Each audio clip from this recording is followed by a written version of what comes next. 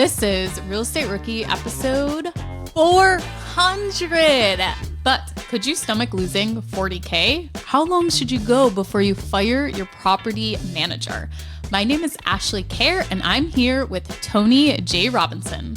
And welcome to the Real Estate Rookie podcast, where every week, 3 times a week, we bring you the inspiration, motivation, and stories you need to hear to kickstart your investing journey. Now, before we talk about today's guest, I think, Ash, we just got to reflect and appreciate the fact that we've gone through 400 freaking episodes. I know. That's a lot of weight. We've made it. We did it. 400, a big right? stack. 400 episodes. Now, Ash, we've been so fortunate because the Rookie Podcast has touched so many lives, and we've been able to talk to a lot of rookies at BPCon or meetups, whatever we're doing, where they're like, thank you guys so much for everything that you've done. But I think we always try to remind people that, obviously we try and do our best to provide value, but the true value of the show comes from our guests and them sharing their stories and sharing their experiences, and from our rookie audience continuing to support the show. So I think from Ash and I both, we just want to give a big heartfelt thank you to all of our rookies for supporting the show. 100%. And not only our guests in the rookie community, but being the rookie community members that are engaged, asking your questions for a rookie reply. We just did an episode where we learned about lien prohibition, where Tony and I had no idea what that was, and we had to go down this rabbit hole researching. So thank you guys for always taking the time to ask your questions, and it may not always be the easiest to be vulnerable and, put yourself out there asking these questions, but it's helping so many other people learn. Just like Tony and I learn every single day something new on this episode. So we love the rookie community. Thank you guys so much for listening and for being so engaged in such a great community supporting each other. And last, we got to give a big shout out to the team behind the scenes for the Rookie Podcast. So our producers, Danny, Eric, obviously we couldn't have gotten to 400 episodes without all the hard work that you guys do. You guys make it so easy for me and Ashley just to show up and hit record. And so if you guys ever meet Danny and Eric, make sure you give them a big round of applause as well, because they make the show possible. So today, going back to our guests, we're here with Dave Meyer, who is the host of the Bigger Pockets on the Market podcast, and he's here to share some lessons he learned going through a 1031 exchange, how he landed in a vacation market, and even though it was kind of some rough roads, still had some pretty good returns, and he'll detail what happens when a property management company owns your short-term rental listing and what the offboarding of that property management company looks like, and just some of those details that can pop up to maybe make it a little bit more difficult for you. Now, guys, we aren't here to scare you, but to share with our rookie community just kind of how to manage these bad situations. So if you have a story you want to share about a tenant, a deal, a contractor, or anything real estate related, submit your personal horror story for a chance to talk with me and Ashley at biggerpockets.com/reply. Now let's welcome Dave into the podcast. Dave, welcome to the show. I mean, this is exciting. A lot has happened between you and I in the last month. We partnered on our first joint venture deal together, and now here you are on the Rookie Podcast to get emotional and deep with us on, a horror story. So Tony and I are here for therapy. So lay down on the couch and tell all. Well, thank you. Hopefully our deal that we're partnering on goes better than the horror story I'm about to tell you. So give us a little background into this property. So I sold the property in Denver. I was doing a 1031 exchange. And for those of you who've never done a 1031 before, there's a very tight timeline where you have to reuse your money. And I had this deal lined up in Denver that was supposed to be really good. And then literally, I think 2 or 3 days before the deadline, my agent called me and told me that the permits for the ADU that they put in were not legal. And there was going to be this whole big problem. And so I'm like 2 or 3 days out. I had to cancel that contract. And I wound up just telling him, you know what, let's forget about Denver, where to that point was the only place I had ever bought real estate.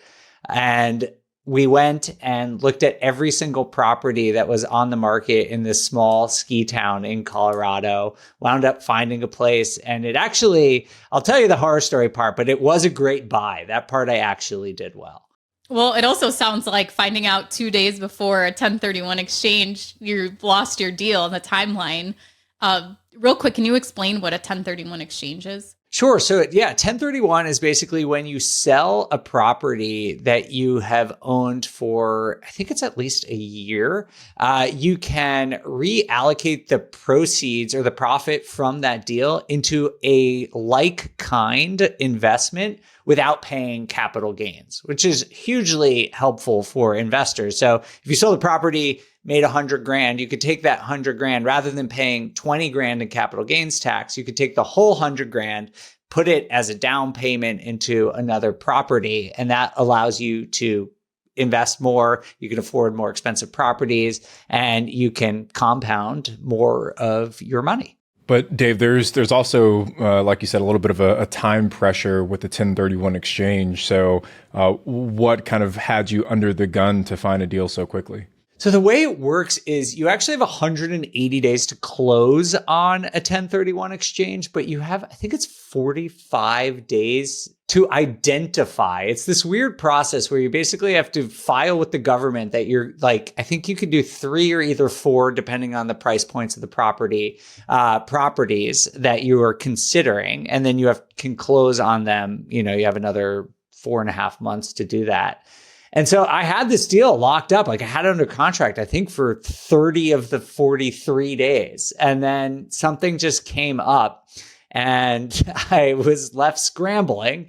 And, worst comes to worst, you pay the tax, but obviously that wasn't the intention of selling this deal. And I really didn't want to. And so I was fortunate to be able to find another deal in just a couple of days. But I always use the story to recommend to people, like that's why you should always be analyzing deals and knowing what's going on in the markets that you invest in, because you never really know what's going to happen, and having a pulse on, like today, what's going on can really benefit you.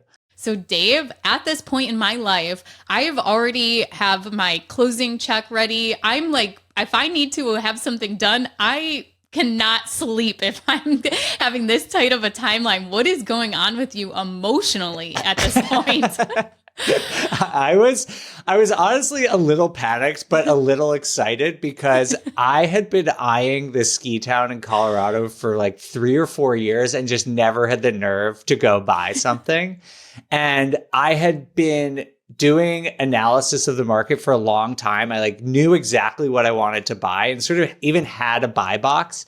And so it's not a big area. It's like a county, with I think the full-time population's like under 5,000 people. And I called my agent and he was like, okay, there's 11 properties on the market. I was like, we're going to go see all of them. And one of those 11 I am buying. And luckily it worked out. So I got a little bit lucky. Real quick, can you tell us the numbers on that deal? Yeah, so I wound up buying it for $742,000. So it's a pretty expensive single family home. But ski towns in Colorado are quite expensive. And the reason I like this area is because a similar house in Keystone, Breckenridge, Vail, like some of the more well-known ski towns in Colorado would probably literally be 4 to 5 times more expensive. Wow. And there's just always demand for skiing. It's very close to Denver. And so I felt like it was going to pop and was willing to pay up for it. So Dave, you saw 11 properties that kind of fit your buy box. What specifically about this one made you say, all right, this is the one I'm going to move forward with? It was actually the first one we saw. I walked out onto the porch and it had this amazing view. And I was like, this one's it.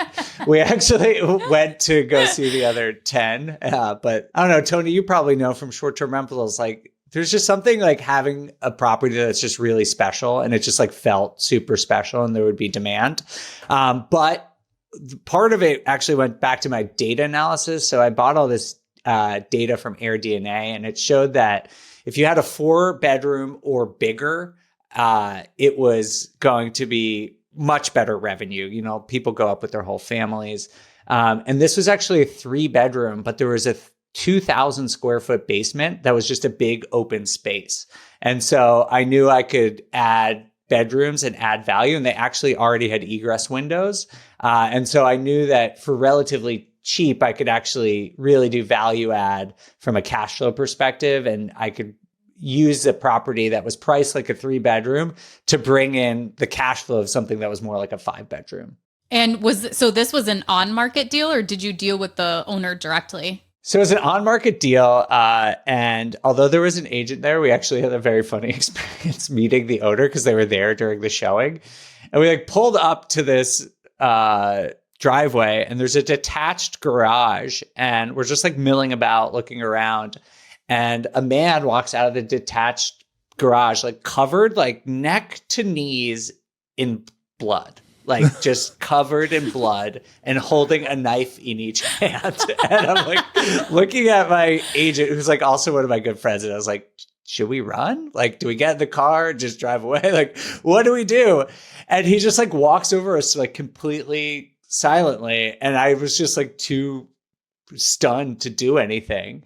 And he was like, hey, I'm Rob. Sorry, I'm butchering an elk in the garage right now. And I was like, oh, okay, this makes a little more sense. I was thinking, is this going to turn into a true crime podcast episode right now? I was like, man, you could be butchering an elk, but could you put down the knives at least? That part you have control over. You could have at least just walked out. Only covered in blood, not also holding a weapon. And I'm assuming he probably knew you were coming to the property too. Yes. That was the precise time you had to butcher it. Yeah. I actually got to know him pretty well over the course of the next few years. And he's a super nice guy, but it tracks with his personality now that I know him a little bit better. So the blood-covered, knife-wielding owner didn't turn you away from this property, Dave. So what happens after you do this first initial walkthrough? So it went great. And actually one of the other reasons I love this house is, the guy who I bought it from was a builder. He built it himself, and it was just a rock solid place. I think, you could see the pride of ownership and pride of construction, and everything was done extremely well. And so I bought it and began turning into a short-term rental. This was my first and still is my only short-term rental. And so I went about furnishing it, designing it. And because I was moving out of the country, I started interviewing property managers, which is where the horror story part actually begins. You don't say. Does that sound familiar, Tony? Before we actually get into what happened, thinking back now, are there things that you would have done different during this time period when you're seeking out a property manager before you even actually hired them? Are there different things you would have done during that process of soliciting a property manager? I think one of the things I learned is I should have inquired about property managers before I even bought this property. It didn't even cross my mind, to be honest. That's I was great just advice. it's a great deal. But in small towns in particular, there aren't always good property managers and aren't always good contractors. And you need to make sure that you can build the appropriate team and operations when you enter a new market. And I did not do that. I think that's great advice right there. And Tony, you've pretty consistently invested in 2 different markets until your commercial property that you already had your team built, you knew where it was. But for anyone just starting out, and that's great advice, especially in small rural towns, you really don't have a huge pool of selection for property managers. So Dave, you're riding this high. You just bought this house. It's sturdy, well built. You got it all furnished and you're ready to, bring in some guests. So tell us about the property manager. So I interviewed quite a few and wound up selecting a large, sort of national brand. And they were on the cheaper side. And I was having a really hard time differentiating between the cheaper side and the really expensive side and what the difference was going to be. And I was like, oh, just take the cheaper one, all things being equal. And it actually went pretty well at first. I think these large companies have some really good processes for onboarding. Their listings were really good. They put in some really interesting technology. The reporting, the homeowner portals were all really good. And so I was pretty happy at first until guests actually started showing up and then things just went really poorly. So Dave, I guess looking back, right, just quickly on the analysis, or I guess your decision between the more expensive and the less expensive, do you recall what some of those differences were and why they were able to charge such a low percentage? The price, I think it was 18 or 20% is what I was paying for this other one. And the other comps, I'd found one that was at 30, but the rate was about 35 in this town, 35% of revenue. And the services they offered on paper, if you just like line them up, looked very similar. I can talk about now, knowing what I know, why they were not similar, but just sort of looking at their marketing material, it sort of looked the same. And what they were saying to me was like, hey, we're this big national company. We can reach a level of scale that we can lower prices, which sort of makes sense. And they said, we're really tech enabled, so we're able to be extremely efficient. And I am a real estate investor, but I've also been in tech my entire career. And that kind of just resonated with me. And I was like, oh, I like tech. I'll go with the tech company. So now everyone who wants to be a property manager knows what to put in their pitch. Just use words like tech infused, artificial intelligence. AI. Yeah. Exactly.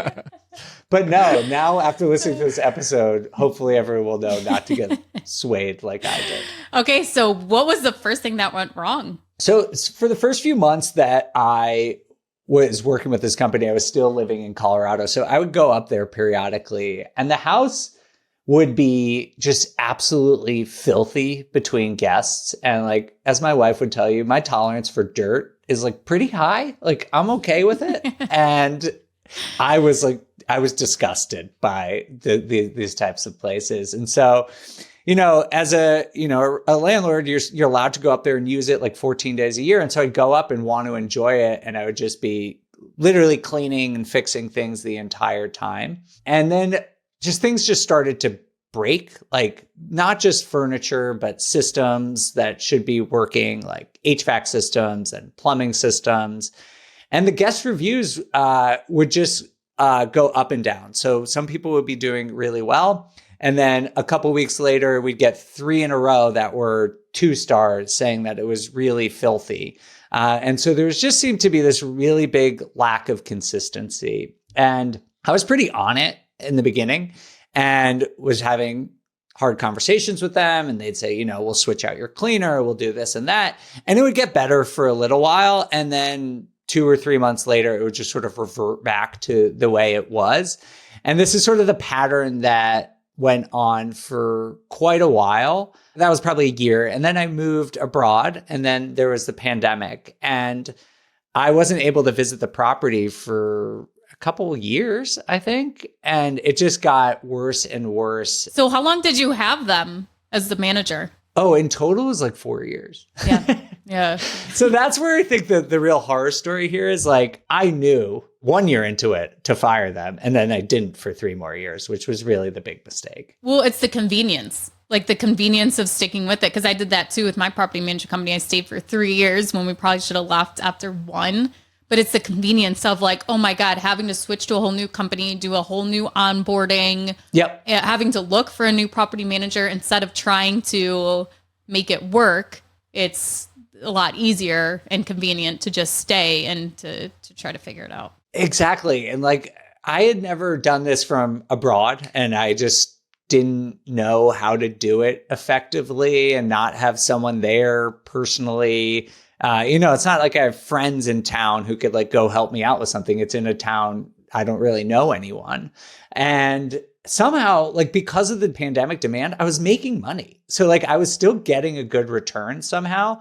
So I kept being like, it's not worth, breaking up with them, because I could just do literally nothing and make money. And that just seemed like a better option until it wasn't. So what was the final straw? What was the thing that you were, I'm out of here? So the reviews were getting just worse and worse and worse. And I was getting really frustrated with it. And I wound up going to Colorado because I was like, I got to go see this place. And so I went up there, and all the doors were unlocked. One of them was actually open. And I was just like, okay, dirty bothers me, but like now it's like a safety issue, and it's like an asset value issue. And There was like literally, I just wrote a blog post about this. We'll put it on biggerpockets.com. There's just like literally mountains of garbage in the garage, like just like piles and piles of garbage. And they knew I was coming. Like, I don't understand how inept they have to be. And so I finally just sort of lost it.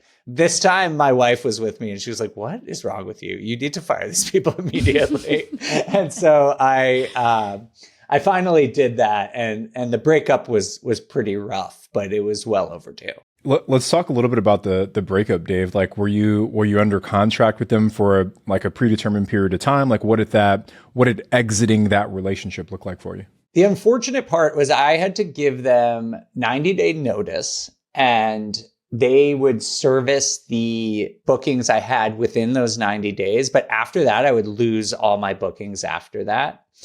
And that was another mistake I made, was I didn't time this very well. And so I think I broke up with them in like February, which is the tail end of ski season. So I got like a few more bookings. But April, May is what is known as mud season in Colorado, where no one really goes to the mountains. And then I lost all my bookings for June, July, August, which is actually the best 3 months. And so I timed it almost comically poorly, so that I lost like all of my revenue for the whole year. Wow. And then the other part of it was that they owned the listing on Airbnb.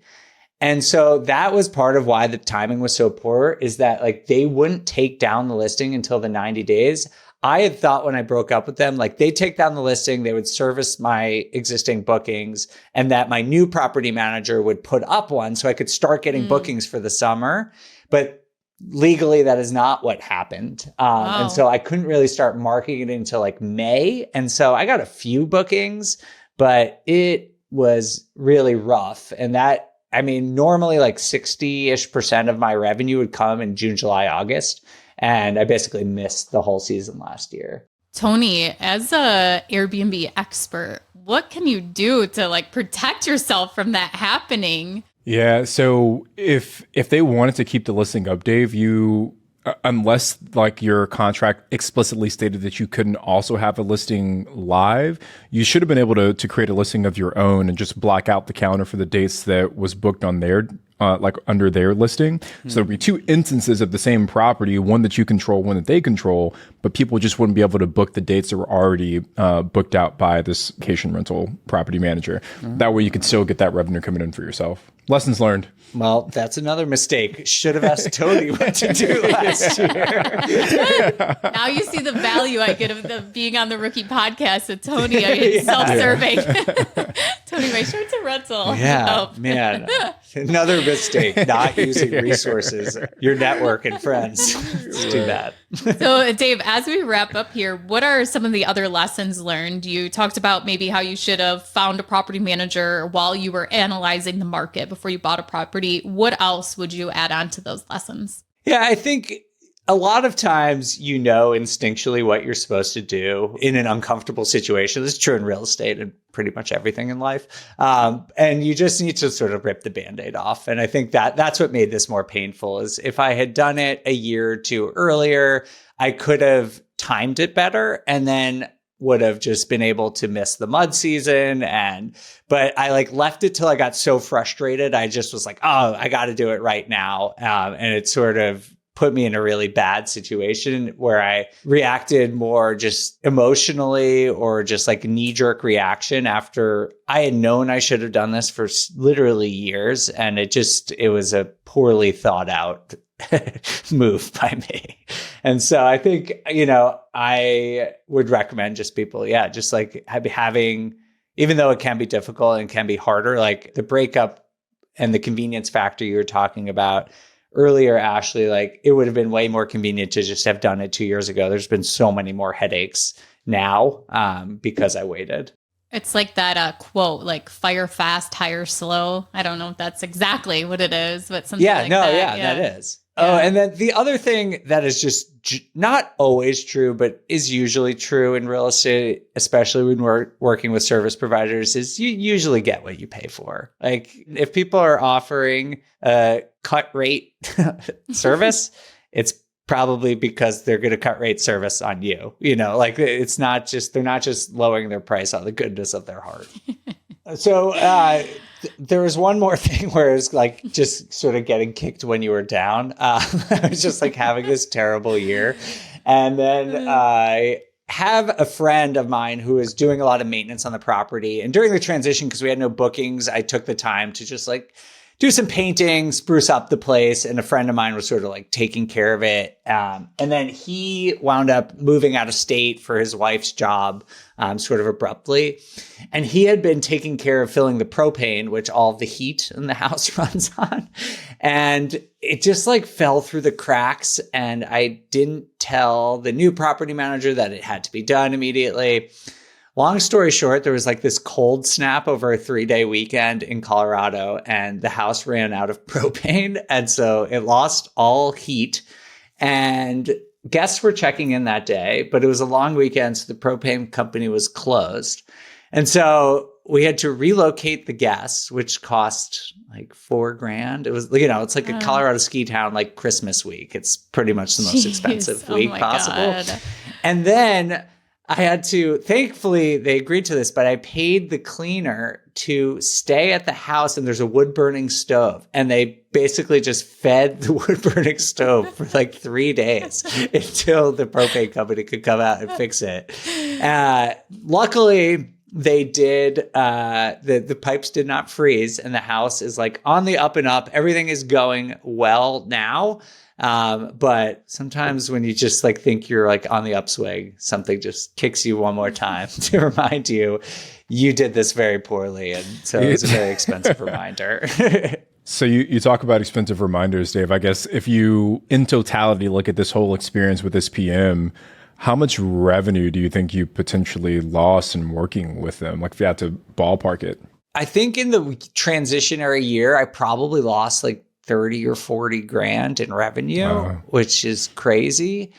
But now that I think about it, I'm like, man, I was making money during the pandemic, but now I see how competent and great my new property manager is. Like, it probably is more. I can never say that, but I feel like there is also this opportunity cost that I can't really quantify. And it's some kind of like time commitment too, to having to deal with these issues and just the stress overall of having to look at a bad review. Like, we only have 3 short-term rentals, and we really haven't gotten a lot of bad reviews. But when there has been one that's like a 4-star, it's an immediate like turmoil. Like, what happened? What went wrong? Why didn't they like it? I know it's hard because, you know, I want to make a great experience. Like, I'm sure you guys are the same. Like, it makes me mad, obviously on a financial element, but like, people are going on vacation. They want to enjoy themselves. And like, I put a lot of time and effort into making it a nice house.